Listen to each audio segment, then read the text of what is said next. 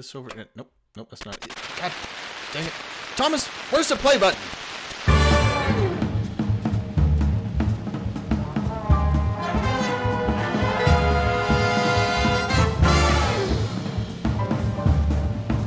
Ladies and gentlemen, this is the live period.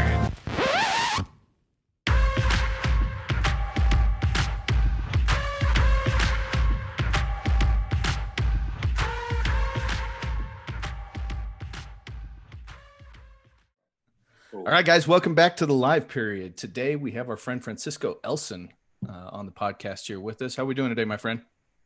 I'm pretty good, man. Just had me a couple of drinks, so I'm ready to rock and roll. Drinks, I mean, cup of tea, right? I love it. Dutch. I was born in the Netherlands, so no crazy stuff. I love it. Man, we appreciate you coming on. This we're gonna dive into all sorts of fun stuff today. For those that don't know out there, Francisco is a hashtag JUCO product, as I like to put out on Twitter. Played at Kilgore, so we're going to talk about his fun times on the plains of Texas. I guess Kilgore's the plains. Yeah, I don't know. And we're going to talk about the Spurs. We're going to talk about pop. We're going to talk about European basketball and other fun stuff. So let's just kind of jump right into it. Doing my little Wikipedia. Okay, how did Francisco Elson become Francisco Elson? You started playing when you were it said 12, or at least that's when you started playing competitively for Rotterdam. I started when I was 15. Okay, so who got you into the game? My brother, basically.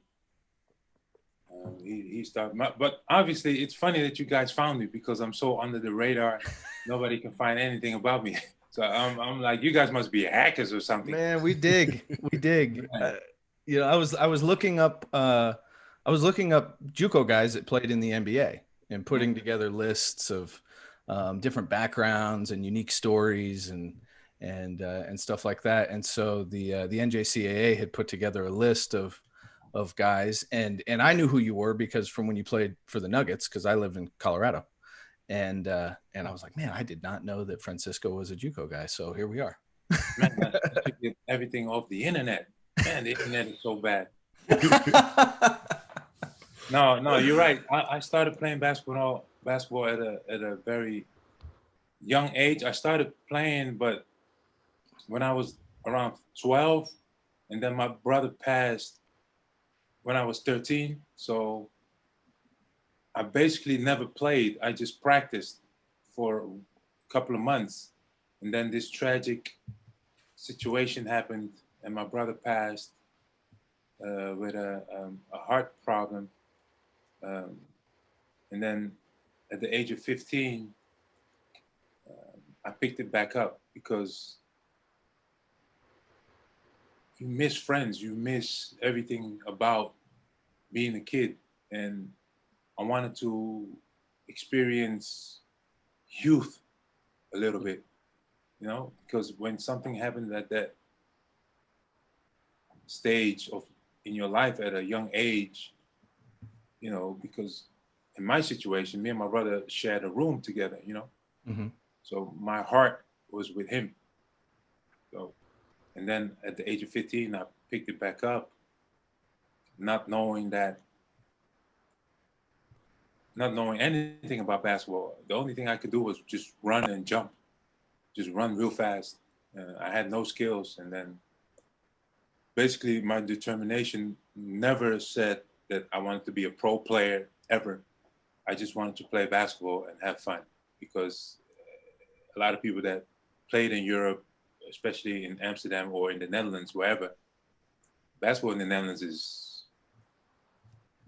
it's like cricket in the US. It's an unknown sport, Right.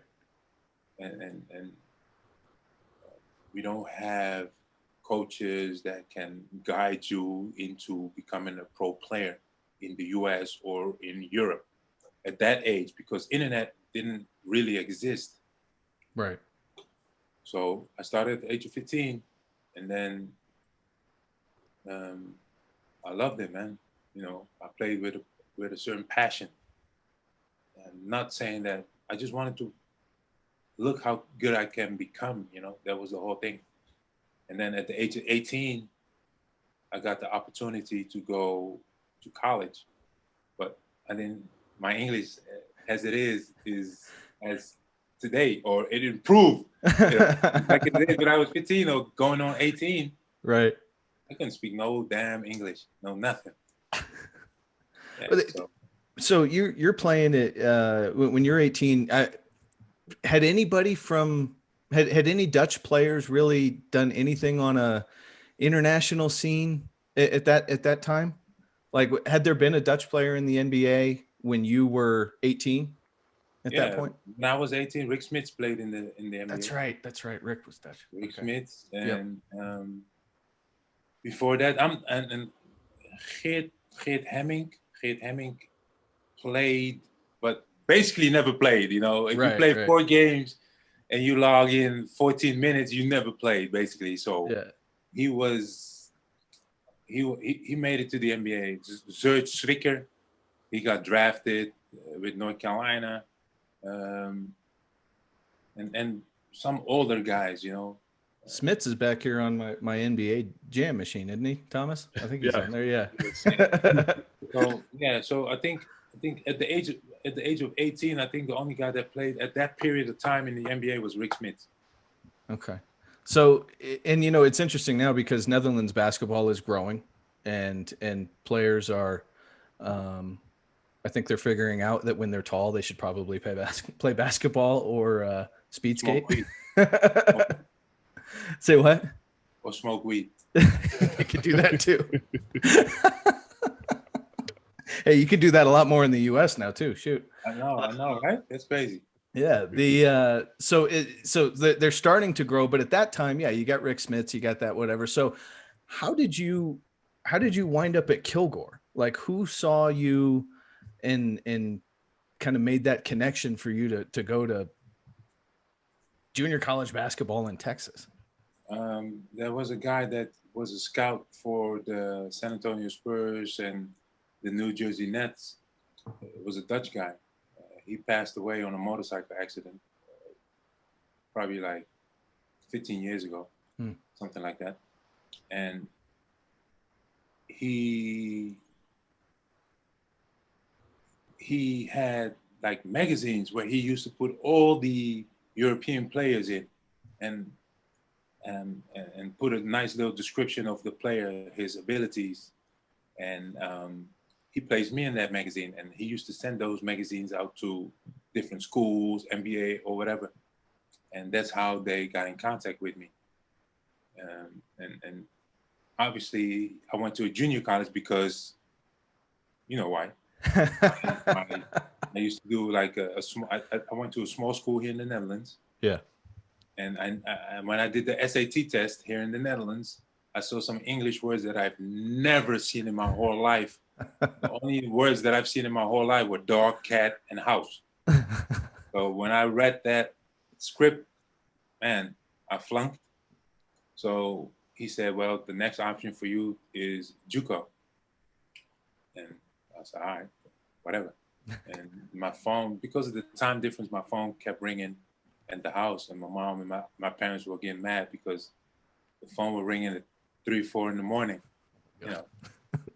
and coach would call and, hey, can I speak to Francisco? My mom was like, who's this? Nobody could speak English. So what? You got the wrong number. And so yeah, so that's how they found me, because those little magazines used to go out with description of European players. Not a whole lot has changed in regards to how, I mean, it's somebody sees somebody, and you put out a report, or like the kids that we go see, it's like, sometimes they're known kids, like you see like a Nemius Keita or somebody like that for Portugal and FIBA, and even then, like a guy like Nemius that may wind up in the NBA.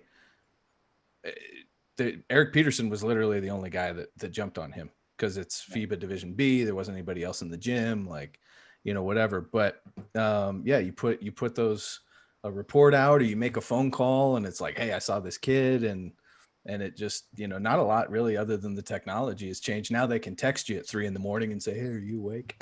instead of calling your mom. Exactly. So times have changed, man. And to be honest, I'm very appreciative of the guy that gave me that opportunity to put me in the magazine and saw somebody that was long, lanky, skinny, toothpick, running, flying up and down the court, not knowing what basketball was really all about. Couldn't dribble, couldn't shoot, just run and jump. That's it. Hey, all those coaches listening to this, you heard what he just said. Run, jump. He was skinny and he couldn't shoot and he didn't have any skill going yet. Guys get better, right? Like, so funny. All these coaches, coach, he's skinny. And I'm like, you gonna put any weight on him? You gonna feed him? You gonna show him how to lift some weights? I'll bet he's gonna get bigger. But Yeah, and I had like the thing is, there's so much talent, especially now because you have the internet and you have people that want to work on skills.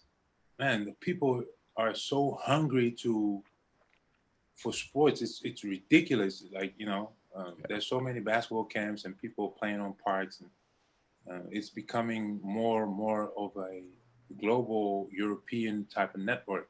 for sure. Look at the NBA. There's so many European players. It's ridiculous. It's The I mean, development curve is vertical at this point. I mean, right. you can. But back in the days, nobody would shoot from half court. Half court? Half court? Are you serious? No. Nobody's doing that. Now guys are coming from half. LeBron James, Damian Lillard shooting from half court, man. So come on, man, be real. Please don't shoot from half court. Of course. But yeah, you can look at the European type of basketball and say that there's a lot of talent. Yeah, the internet. People talk about like the growth of the game, but what spurred the growth of the game is the internet. It's just it's like in Africa where Hakeem Olajuwon was over here, killing, but nobody knew because in Nigeria, it'd show up in the newspaper 3-4 weeks later, and people didn't really have a context for what he was doing, like what that meant, or being able to see it. But honestly, it wasn't a whole lot different in Europe, where the European players, like, yeah, they'd read about him in the newspaper, there might be something on TV or something like that every once in a while. But that once you have the internet and kids can really see what those players that have come over are doing. I mean, how many kids are watching Luka Doncic right now and then going outside and trying to be Luka Doncic? Exactly. That's different. That back in the changes days, everything. back in the days, especially, they had Michael Jordan.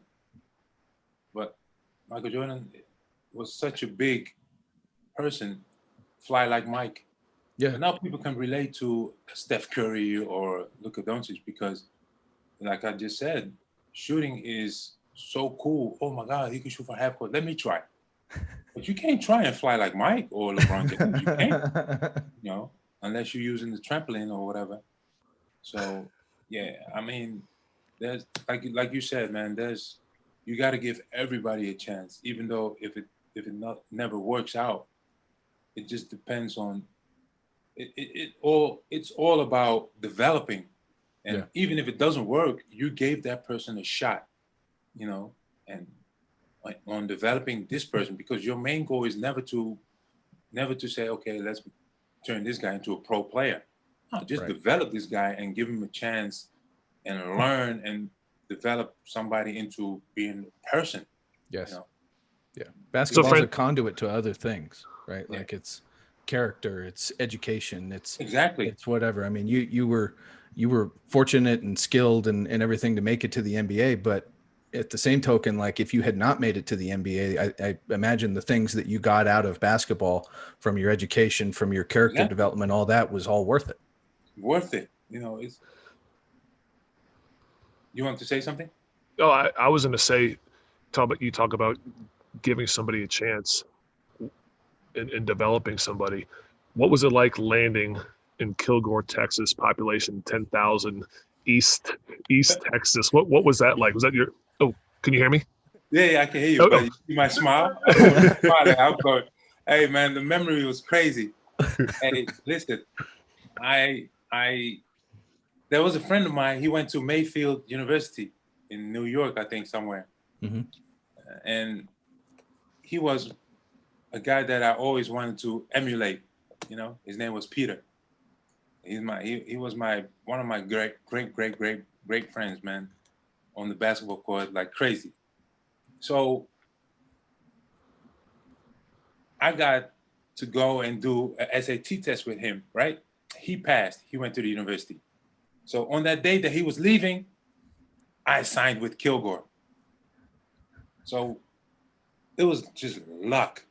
I'm going to the airport. He is at the airport. We bump into each other. He's like, he looks at me. He goes, "What are you doing here?" I said, "I'm going to the U.S." He's like, "Yeah, right." He looks at my parents. My parents go like, "Yeah, he's going." No way. I say, "Yeah." He's like, "Oh man, congratulations, blah, blah, blah, blah, blah." Take off in the plane. I land in Dallas, Fort Worth, right? Blazing hot. But you never know because the doors are closed. I'm coming from the Netherlands. Think about that. The Netherlands is always gray, cold. Sometimes it's hot, sometimes rainy. So the door opens. This heat wave just hit me dead in my throat. Like, ugh. I'm like, whoa. Like almost choked. It was so hot. I never experienced that type of temperature. So then we're driving. We're leaving the airport. Coaches came pick me up. Scott Schumacher came pick me up. And we're driving. I'm like, looking back, you can tell we're leaving Dallas, Fort Worth. We're leaving. Like, I'm like, okay. I thought you said Texas. That looks like Texas to me. And we're just driving. You see Dallas getting smaller and smaller. I was like, oh my God, where are we going? I fell asleep. All of a sudden I wake up. I'm in the middle of nowhere. I'm like, where the hell are we? What is this? Dorms? Man, culture shock. Man, I was so homesick in the first couple of days. I wanted to kill myself. Not literally, but I wanted to freaking choke myself. I'm like, man, where am I? What did they sign me up for? Roaches, like I've never seen a flying roach in my life. Like roaches that big. I was like, whoa, what is that? Like, I've never seen a roach in my life. Oh my I was in gosh. shock. I was like, whoa. But the team came over and the coach explained to me, it's like your mom putting you at camp and say, okay, bye, I'll pick you up in a week. You're like, he came, he said, okay, well, this is your dorm. Goodbye. I'm like, the whole team came in, they were all like, you know, I've seen the guys came over, they were like, hey man, what's up, what's up, what's up? I was like, okay. Dog, cat, house. Yeah, I was in shock. I didn't know what to say. They said, what's up? I was like, what is that supposed to mean? What's up? What's up? I was like, hey, hi, oi, hi, oi, hey, hello. And they all go, what's up, what's up? I was like, what's up? What's up, what's up? What's up? What's up? I'm like, Oh my what's God. up means like, hey, what's going on? So I was like, nothing. Like, I didn't know what it meant. They looked at me like, do you speak English? I was like, English? Dog, cat, house. What? I was in shock. I was like, okay, I called my mom. I was speaking another language. They looked at me, oh shit. So they came over to me. They were like, where are you from? I was like, Holland. Amsterdam? Amsterdam. And they were like, and they went like this. Is that Africa? I was like, what? I was struggling at first. I was struggling. But the experience was so cool. The first time they took me to like a 7-Eleven, the guys were stealing. I was like, hey, he just stole some stuff? I was in shock. Like, because I was so proper. I've never been anywhere. Think about that. As a kid from 18, I've never experienced anything like anything. You know, I was always protected by my family. So to me, it was a shock, but I And loved it. English is hard. Like English is a silly language because we have to say hello to you, I have 50 different ways to say that. And some of them aren't real words. Like, it was tough, but I had the experience. The guys, they embraced me like quick, you know, yeah. and I had a great time, man. It was crazy. I I had mean, fun. guys that come through junior college successfully, I think always describe it as, really kind of a special family compared to any other team they ever play on, because everybody is put into this situation where I think there's a lot of guys that aren't really sure what they're getting into. Like, definitely for you with the culture shock, but even kids from the United States that go to some of these junior colleges and they're in small towns in the middle of nowhere. Some of them have great facilities, some of them not so much. There's a lot of adjustment that has to come with it. And so I think through that struggle, if you will, guys are proud to be junior college players, like the toughness that develops in them Oh yeah, in junior college. The Kilgore College. Hey, for me, it was one of the. Have you ever been to Kilgore, I have not been down to Kilgore yet. No. Thomas? No. I have not. Okay, so Rangerettes. Everybody is world famous. So Kilgore, in my eyes, whew, was elite. The facility was nice, great gym, great school. Everything was nice, but in the middle of nowhere. To me, it was in the middle of nowhere because I couldn't drive. I didn't have a license. There was no sidewalk. If you wanted to walk to Whataburger, it was hey man, that was far.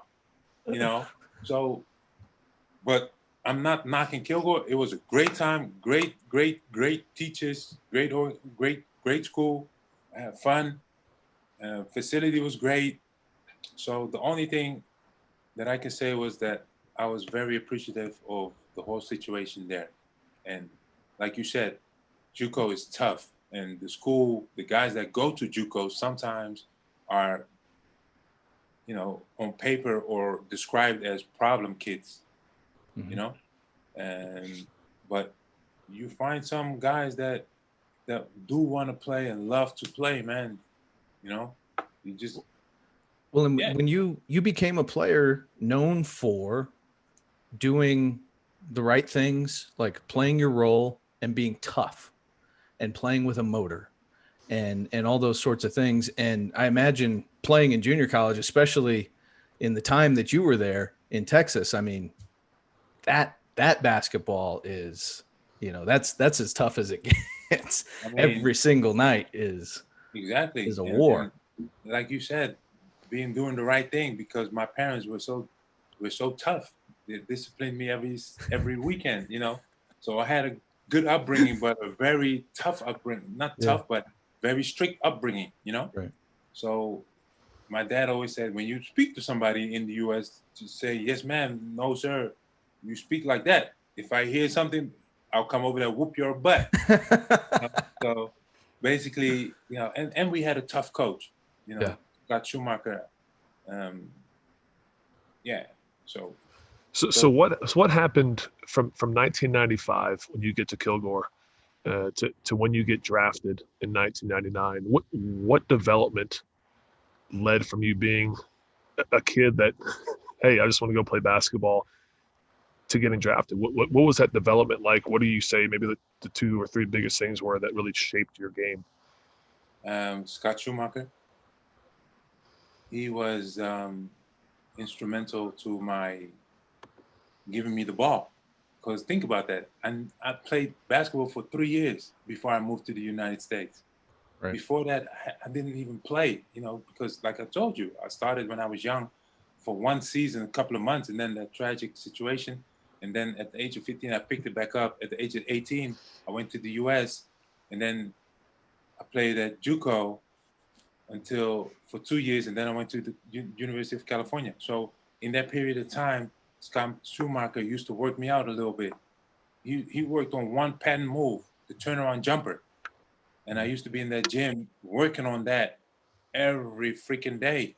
Not saying that I was a great shooter or nothing like that, but if you look at my stats or the little snippets of the newspapers, I was turning into myself because he gave me that confidence. My first year, I barely played. My second year, I became team captain, getting multiple weekend awards, monthly awards, player of the week, player of the month. So my development was persistence. He said one thing to me, Cisco, if you work hard, you will play. You ain't got to tell me that twice, because my mentality was different. I came from Europe. And for me, it was my parents paid my way to come, paid my way, meaning the plane ticket. And yeah, I didn't want to disappoint. Right. So that mentality stuck with me. And Scott Schumacher gave me a chance to play my second year, being a starter, getting the ball. Oh, yeah, the rest was history. I developed by wanting to learn, not having yes, but yeah, but no. I just Yeah. listen like a robot. I listen. You tell me what to do. Okay, I'll do it. That's it. And he used to always say, "Be tough, be tough." I was like, "What is that supposed to mean? Be tough? Like fight? Oh, we can fight." But it was not fight. It was don't let somebody take the ball away from you. Right. And that's a lot. That's when I was playing in Europe. A lot of Europeans, Americans would say they're soft, because in Europe, it's like soccer. You touch and they're like, ugh, trying to get the foul. In the United States, they'll be like, in the United States, they'll take a hit and go right through you and be like, ugh. It's different. Yeah. So I didn't understand how to get that mentality. But Well, and it's so important that you bought into that role and into the mentality for sure. But that role of this is what I want you to do. This is, how I want you to play. Because one of the things that I do struggle with, and Thomas does too, that when we're talking to guys, especially bigger players today, where they say, "Oh, coach, I can really handle it. I can really shoot it. I'm going to be a 3." And obviously, very rarely is there somebody that's 6'8", 6'9" up that can really fit into that 3 role. And it's this mindset, I think, where they see the NBA, they see kind of the development of some of the bigger players and things like that they want to shoot it more, they want to handle it more. But Schumacher's telling you, I want you to work on this one move. I want you to play tough. I want you to play with a motor. You said, okay. And what, 7 years after you started playing basketball, you're being drafted, by the Denver Nuggets. What was that? What was that like to get that phone call that you're going to be drafted into the NBA? I was asleep. I was asleep. What you talking about? Were you back home? I was laying on the couch of one of my friends, and he was watching the draft, and he woke me up. He was like, "Man, look on the TV, your picture." I was like, "What?" Oh shoot! Really? Oh wait, I got drafted? Oh wow, that's awesome. Okay, well, I gotta go home. I got school tomorrow. I was in summer school. Oh my gosh! But I did a couple of workouts, pre-draft workouts with some clubs. I mean, that was after or before. That was before, right? Yeah. Yeah, well, that was before. I went to Atlanta. I went to Indiana, Chicago, and Milwaukee. I think Indiana twice. Oh, dang, my bad. I gotta. You're good. You're good. Yeah, my bad. No, you're good. You're good. Yeah. So when I got that call, I was, like I said, I was in shock at first, because Atlanta had a lot of. I went to Atlanta. I think I went to Atlanta twice, and they had 5 or 4 first-round draft picks, something like that. They had 6 draft picks in total. So, man, I didn't know I was going to get drafted. Not at all. They wanted me to go to Portsmouth. I just did an exhibition. Yeah. I did a game, and then they picked me out, and they said, "No, you're not going. You're going to the Chicago pre-draft camp." I was like, "What? Really? Chicago pre-draft camp? Really? Oh no, wait." I went there. I saw all these guys. I saw, like, I can't even remember. James Posey was there. Michael Oda, Candy, all those type of guys. And I was playing against. I only knew those guys from ESPN and in those magazines, And Right. now I saw them. I was like, "Whoa, that's Michael Oda, Candy. Whoa, those guys were huge." And I was skinny.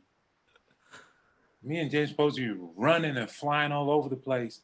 They couldn't catch us because we were so fast, throwing lobs and dunking everything. And that's how I got drafted, because in the Chicago pre-draft camp, everybody was like, "Who the hell is this flying skinny little black guy flying around the court?" Anything that was coming around the back, I was so energized because I wanted to prove myself. And then that call getting drafted was amazing. Amazing. Go ahead, Thomas. So you get drafted, and then for a lot of people that don't remember back in the day, they still do it, but back in the day, you went overseas for 4 to 5 years, right? I'm assuming the Nuggets were like, "Hey, go develop overseas, and then we'll bring you back when you're ready." So is that kind of how it went down? Because the Yeah, D League was different kind of back then, right? Like they used Europe more than a lot yeah, of the D League stuff. yeah. They did. I got drafted, and then my agent, I had an agent at that time. We had just won the NIT, beat Clemson in the finals. I think my performance was key right there. And then um, my agent called me. He said, "Hey, listen, the Denver Nuggets said that for your for your for your sake, it's better to go and get some experience in Europe. Learn the game, because I didn't understand the game. Right. When I got to Cal, the coach took away my turnaround jumper. He said, "No, I want you to go take it to the basket." I was like, "Ooh, how?" I didn't move, man. I'm scoring like this. This is what I want to do. He's like, "This ain't gonna work in college." I was like, "Oh, it didn't work." So my agent called me back. He said, "There's a couple of clubs that would love to have you." He named the names: Barcelona, Olympiacos, all those European top clubs. And he said, "Those clubs all want you, but I want you to go to Spain and play for Barcelona. That team fits your style. Run, jump, the competition, the league. You go to Russia or to Greece, they'll beat you up. Big guys, strong guys." I was like, "Oh, okay. I'm going there then." You know. So I got the experience, and I learned the game because the coach, man, every situation that I've been to was always right.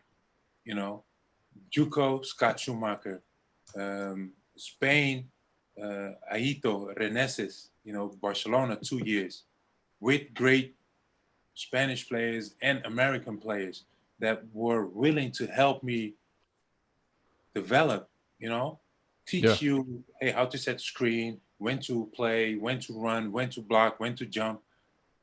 That was awesome. So Denver told me that it was better for me, and then come back in summer league. I said, "Okay, you ain't gonna tell me that again. I'll go." So I signed a 2-year deal, went to play for Barcelona. First year, I went back. They called and said, "Hey, you want to come to summer league?" I was like, "Yeah." I didn't know what the hell summer league was. I got there. I thought I signed a 2-year deal. Maybe they want me. I go over there. I played against summer league. Those guys were, poof. Everybody's trying to win a job. Everybody's trying to beat you up. So then, you get to realizing then that this is real stuff. When you play basketball and you want to become a pro player, you need to take it serious from that moment. Bing, as soon as you get on the court, this is life. It's a business. Yeah. It's a business. So I didn't realize that after the summer league. Then they told me, "Hey, Cisco, these are the things you need to work out on." I was like, "Okay." I went back to Spain. They wanted to re-up my contract. I said, "No." I said, "No," because they put a blank check, fill it out. I was like, "Fill it out?" I was like, "Really?" I said, I put out an amazing amount. They said, "Okay, we're going to work that out." I was like, No.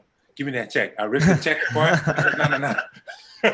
I was like, "Forget that. I want to get to the league." Yeah. Then my second year, they came back and said, "Cisco, we want you." I was like, No. I went to summer league my second year. They told me, "No, Cisco, go back. You need more experience." I was pissed. because I didn't want to re-up with Barcelona. So I signed with another team, Valencia. I played 1 year Valencia. And then I went back to Summer League. They told me no. I said, man, when? And then I went to Seville. So I played 4 years in Spain. Yeah. Learned the game some more. They said you need to be more steady, be more of a protective type of player. Have a specific, in the league at that time you had a rebounder, a defender, a scorer, or just a bench player, or an energy player. Those are the things that they put on a piece of paper for me. And then they said, which one do you want to be? Yeah. Go show me, because you've been 4 years in Europe. Now we want to see who you are. Well, I think it's interesting too that, guys need to understand that when you're over there playing, you weren't putting up 15 and 10 in Europe. You were working on very specific things that they wanted out of you, that for you to be in the NBA, you had a role, right? You had, you're going to do these 1, 2, or 3 things. We're not working on your crossover handles, and we're not working on, it's this, and this. Focus on that. And like 5 and 4, something like that, a lot of times over there in Europe. So it wasn't about numbers. It was about developing a skill level to a specific thing that the NBA wanted you to do. And exactly. You put that team that the Denver Nuggets wanted to have in their team, because they had players that can score. They had players that can dribble, so everybody says, how the hell did he get to the league averaging 5 points? It's not about the average of the points. It's what that team needs. Yep. And if they can develop that, and they see, okay, well, he developed a little bit. When he comes to the league, we can polish that up and make him a player that he can come from the bench or whatever. So my last year, I was like, okay, what can I do?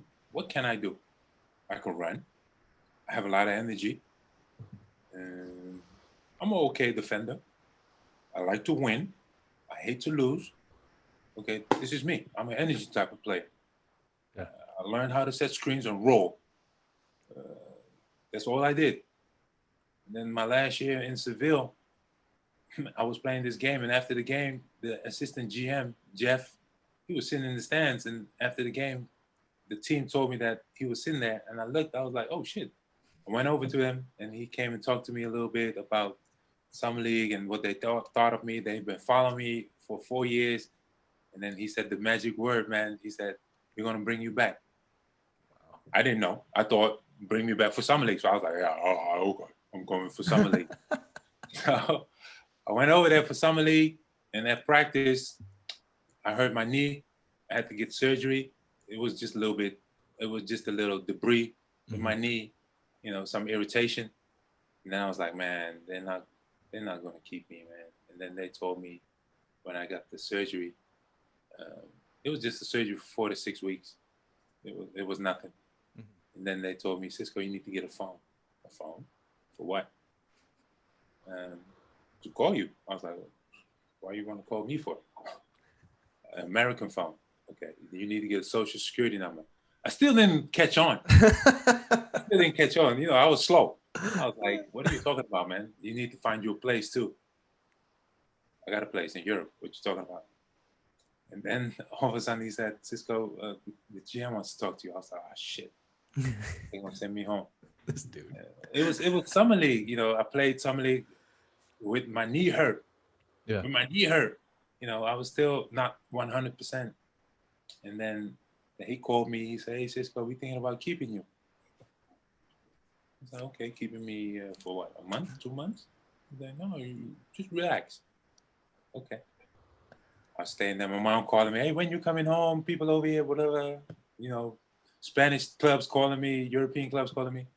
And then all of a sudden, the GM called me. He said, Cis, where are you? I was like, I'm in the mall. I just like to walk around in the mall, look at stores. I'm like a window shopper. I'm looking in the mall, walking around, and he called me. He's like, you need to sign some documents.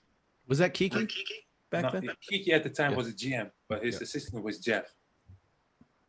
And then he came up to the mall. He said, Cisco, you need to sign this contract. Welcome to the league, man.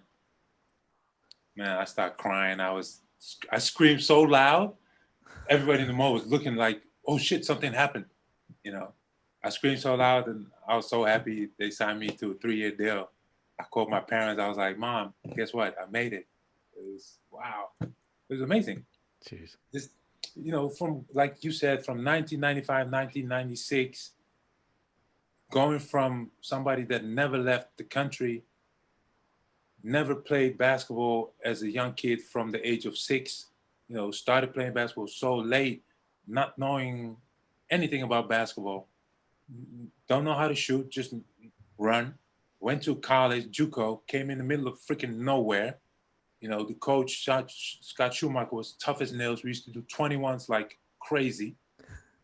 And then going to a 2-year school, University of California, because the University of Alabama, oh no, I'm lying. University of Alabama wanted me to go to Kilgore College because I was going to sign with University of Alabama if I would have passed my SAT. I didn't pass, so they said, well, you know what?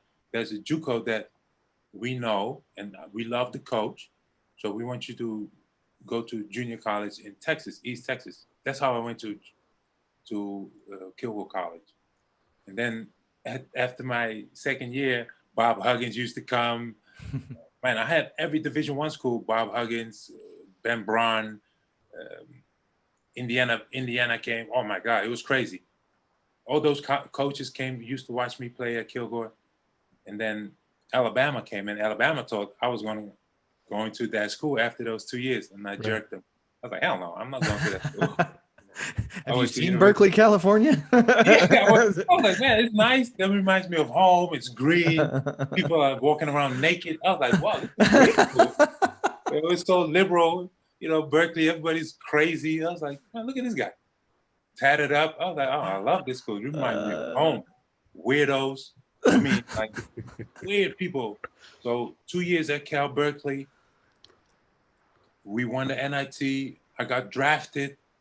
Went to Europe, learned the game, and now 2003, I'm at Denver Nuggets. That's so crazy. Like because your story is super unique in not having played a long time, going to junior college, like some people, there's some other stories out there similar to that, and then, but not the working out the 4 years in Europe. Like generally, when guys kind of end up in that path, they don't ever make it back. It's a different mindset. Exactly. To go over there and say, what do you want me to do? And then go do it. And then for another year, what do you want me to do? And then go do it. And it's not, and again, it wasn't about numbers. It was doing the specific thing that they wanted you to do. And then, you're playing for the Nuggets and then you go to the Spurs and you win an NBA championship, which, you probably have, you're probably the only player whose story played out the way that it did from a foreign country to junior college to back to Europe to the NBA to winning a title. And I watched an interview that you did talking about Greg Popovich. And so before we let you go, maybe just kind of talk a little bit about, everybody talks about Pop and the genius of his basketball and things like that. But I think there's probably more to Pop in regards to just how he interacts with his players and the things that he asks them to do. You talked about, everybody's trying to win a championship, and Pop really is wanting you to be the best player that you can be and how to take what you're best at, maximize that, and the rest kind of figures itself out. Yeah, exactly. So my last year at Denver, because that team was so crazy, George Carl was like, hey, listen, I'll give you a contract, 5 years, this million. I was like, nah, I didn't take it. Everybody was like, what? The team was laughing and stuff. Cisco, you got to take that. Carmelo and everybody else, Marcus, Kevin, they were like, man, take that. I was like, nah, man, I don't want that. I want to win a championship, man. This team is not going to win that, man. You guys are nuts. They were laughing at me. I was like, nah, I don't. And then the Spurs called, and Popovich told me that, hey, listen, we played and won a championship with Tim Duncan and David Robinson, and we had the Twin Towers. And I believe with you as a defender, you will fit right in. I was like, me? Shit, this is the league. I'm not that good. I got killed. I played 2 minutes. I got 5 fouls. What you talking about? He started laughing. He's like, you're silly. I was like, yeah, a little bit. But so when I got to the Spurs, my whole mindset changed because the way that they approach you as a player is totally different. They know exactly who you are as a person because they do so much research. He came and told me that he knew how I was raised, how nice I was as a person, my upbringing, respectful. And that's the type of players that are always with the Spurs. If you look at the whole organization, there will never be anybody that will do something crazy. Never. Almost never. Okay, Dennis Rodman. Yeah. but there won't be any problems basically from that organization. And like you said, they're not looking for players that want to be a star on the team. They want players that want to work out and become better. So what the Spurs organization always do is if they see that you have a special talent, they will hire somebody to defend you in practice, in your individual workouts, so they can maximize your talent. And when you get the ball, you know what to do. You might not always get the ball, but when you do get it, or when they do call your play, you know what to do. Right. And Popovich, his love for the game reaches far beyond what people would think or what people know. It's not only about the game, but it's always about the person. His background, his family, and that makes you so comfortable with the organization that you want to play hard, that you want to play, that you want to do everything for that organization, because he will give you an opportunity to play. It's in your hands to grab it and show what you can do. Well, the stars that they've had, the superstars, the all NBA, championship winning guys, they're like the most reluctant stars of all time because they never wanted to talk about themselves. It was always talk about the team. And I always found that so interesting because I wasn't sure, is it Popovich always bringing in the perfect guy, or is he bringing in the right fit and then kind of developing that character in them, right? Basically, Yeah. Exactly. Because think about that. Green, what's his name? Green from Danny Green. Danny Green was not a great shooter. Right. No. Think about that. He came to Cleveland. He couldn't even shoot. Same as Kawhi Leonard.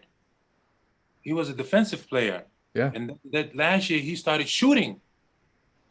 Same as Tony Parker. The Spurs will develop your skills, man. They will develop you because they know they work with you. They have set times before practice. Okay, you come in at practice, let us say at 11. So your first, Bruce Bowen is at 9 o'clock. Tim Duncan is at 9:30. Manu Ginobili at 10. Robert Ory at 10:15 or whatever.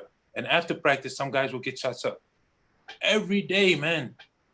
It's a machine. And if you a young player, you would love it. Man, for me, it was perfect because I love to work out. I wanted to get better, but you had those three superstars, so you would never touch the ball anyway. You ain't gonna touch the ball, Jack. You ain't gonna touch it, Jack. Man. Is there any stories or a story from your time on the Spurs that maybe would blow some people's minds? It doesn't have to be like in a game, maybe a practice or on a road trip, anything that can really stand out, just to, because the Spurs, it seems it's always so quiet and people don't know as much about those teams because it was so in-house. Is there anything that you could tell us that stands out to you? What stands out to me is that they filmed the whole practice. They filmed that you see Pop always pointing to the assistant coaches, and he'll run to the back and put that on film, and then at halftime you'll have it, and he'll go, "What you did wrong," right?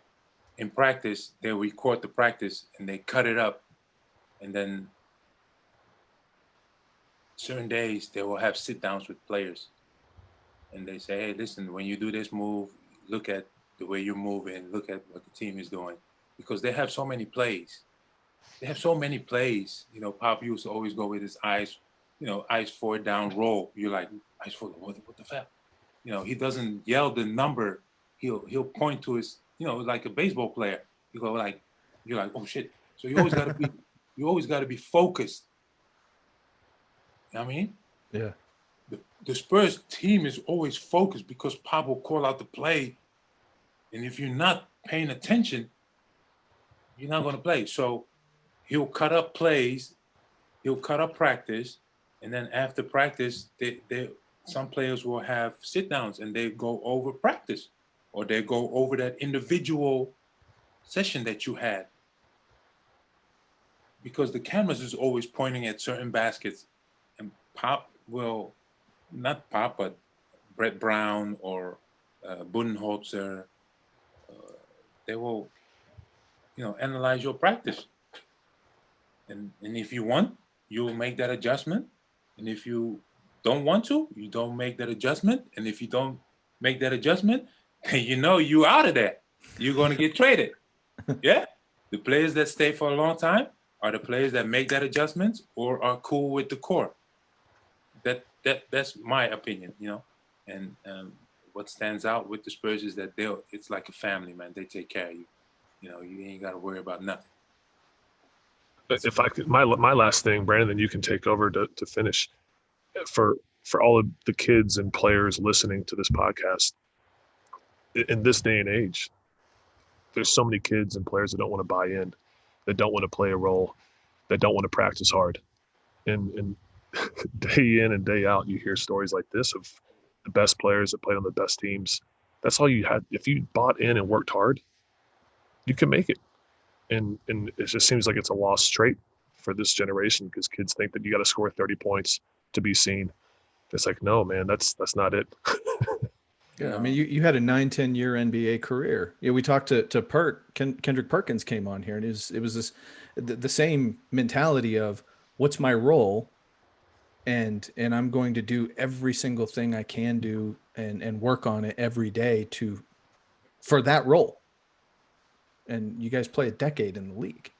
Exactly. So it doesn't, you know, you need certain players. Not everybody's going to score 30 points. Not everybody's. Some kids text me all the time on Instagram or on Facebook. Hey, Francisco, can I work out? I'm working out 7 hours a day. Okay, how many hours of those days that you work out are productive or are good hours? Yes. Quality hours, quality workout. 100%.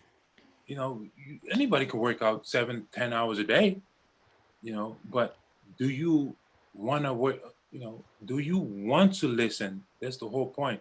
Can you listen to what somebody's telling you? I think that's the most important thing, and especially on the Spurs, or make it to the league or make it in college. There's always a lot of people that are going to be like, oh, you need to do this, you need to do it. But that person that's telling you, if he has some basketball experience, okay, take it up.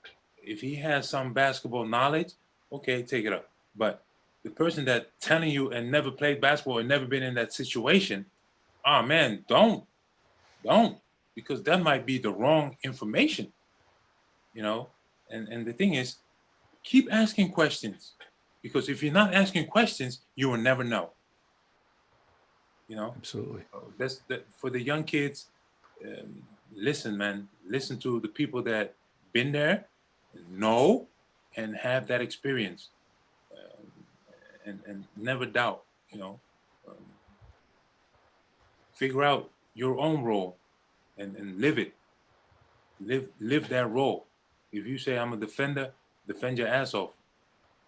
Of course, you got to work on all aspects of your game, but you know, work out on the little things that you can do very well, make it good, and the things that you do do good, make it great. Like everybody else says. So yeah, and I was lucky.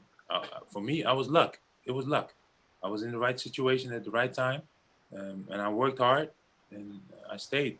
I stayed, man. I was lucky. Well, it's what you do with that luck, I think, is the important takeaway Also, there. You yeah, you like a get an lot of people. opportunity. What do you do with it? Exactly. A lot of people always say you got to be humble. Yeah, but a lot of things, I don't have a blueprint like you and like you and Thomas. We don't have blueprints to tell you exactly what to do or how to get there. But just work out. You know, if we had a blueprint, then everybody would be in the league, Right. right? Yeah. Everybody's path's a little different. So, Yeah, exactly. Yeah. Francisco Elson, ladies and gentlemen, we really appreciate you coming on. This was cool. This was Thanks for having me, man. I loved it. It's awesome. great. Obviously, I get to speak a little bit more English today. Like I usually do. Yeah, I haven't spoken in English in a long time, so yeah, I had to. I'm thinking now. I got to search for words. So There you thanks go. for having me, guys. You Awesome. bet, man. Appreciate you so much. You take care. Okay. You too. Okay. All right. Be good. Bye bye.